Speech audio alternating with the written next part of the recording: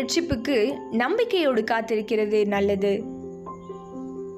புலம்பல் 3ஆம் அதிகாரம் வசனம் 26. ஆண்டவர் அருளும் மீட்புக்காக அமைதியுடன் காத்திருப்பதே நலம். புலம்பல் 3ஆம் அதிகாரம் வசனம் 26.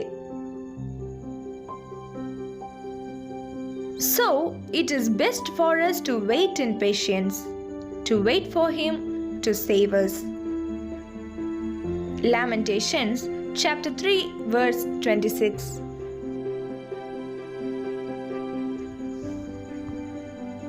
கிறிஸ்துவுக்குள் பிரியமானவர்களே, நமது ஆவிக்குரிய பரிசுத்த வாழ்விலும் சத்துருவாகிய பிசாசானவன் பல தடைகளிலும் நமது நிலையிலிருந்து நம்மை விலக்கி செல்ல கடினமாக முயற்சிக்கிறான்.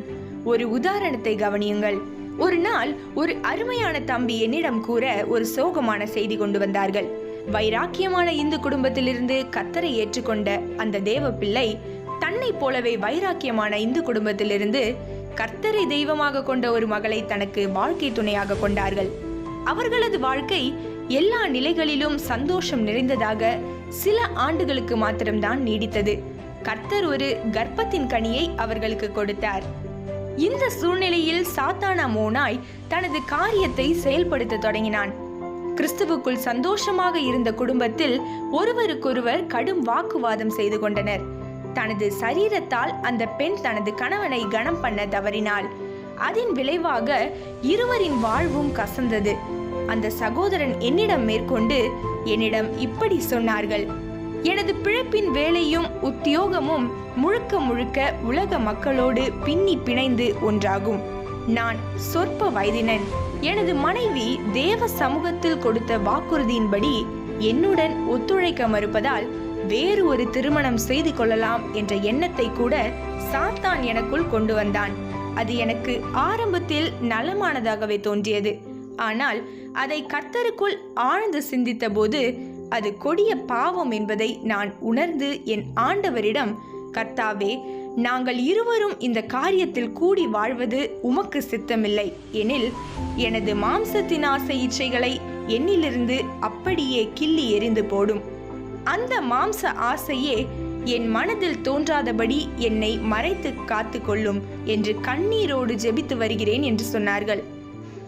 சத்துருவாகிய பிசாசுக்கு இடம் கொடாமல் அவன் அளித்த மற்றொரு திருமணம் என்ற செழிப்பான புல்பூண்டுகளை மேய்வதற்காக தனது இடத்தை விட்டு கீழே இறங்கி வராமல் அப்படியே தனது தற்போதைய நிலையில் தன்னை காத்து கொண்ட அந்த கர்த்தருடைய பிள்ளைக்காக தேவனை ஸ்தோத்தரிக்கிறேன். இதை கேட்டுக்கொண்டிருக்கும் தேவ பிள்ளைகளே, இப்படி நான் உதாரணங்களை சொல்லிக்கொண்டே போகலாம். உங்களது வாழ்க்கையின் காரியங்கள் எப்படியோ நாங்கள் அறியோம். ஆனால் வேறு வேறு கோணங்களில் ஒவ்வொருவருக்கும் பிரச்சனைகள் உள்ளன. எந்த ஒரு நிலையிலும் நாம் சாத்தானுக்கு இடம் கொடுத்து நமது நிலைகளிலிருந்து இறங்கி தேவ சித்தத்துக்கு விரோதமான காரியங்களை செய்துவிடக்கூடாது. நீங்கள் எந்த ஒரு நிலையில் இருந்தாலும் கர்த்தர் இயேசுவுக்குள் அந்த நிலையிலேயே பொறுமையாக இருந்து ஏற்ற காலத்தில் தேவன் உங்களை உயர்த்தும்படிக்கு அவரது பலத்த கருத்துக்குள் அடங்கி இருப்பது உங்களுக்கு மிகுந்த பரலோக நன்மையை தரும். ஜெபிப்போம். எங்கள் பரலோக தந்தையே, எங்களை நீர் எந்தெந்த இடத்தில் வைத்திருக்கின்றீரோ அந்தந்த இடத்தில் முறுமுறுக்காமல் தேவன் மேல் மனத்தாங்கல் கொள்ளாமல் உம்முடைய இரட்சிப்புக்கு பொறுமையாகவும் நம்பிக்கையோடு காத்திருக்க கிருபை செய்யும். இயேசுவின் நாமத்தில் ஜெபிக்கிறேன் நல்ல பிதாவே, ஆமேன். Beloved in Christ, in our spiritual and holy life, the enemy, the devil, tries hard to take us away from our position. Consider an example. One day, a lovely brother came up with a sad message to tell me. The godly child who had accepted the Lord from the zealous Hindu family and had given birth to a daughter who was the Lord's God from the zealous Hindu family. Their life lasted only a few years with all kinds of happiness, and the Lord gave them the fruit of womb.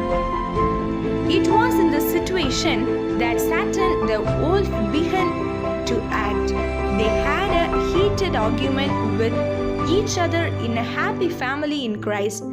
The woman failed to please her husband because of her body. As a result, the lives of the two were bitter. The brother went further and said to me, "The work and career of my life is intertwined with the people of the world. I am only a few years old. The devil even brought me the idea that my wife would refuse to cooperate with me as promised by God.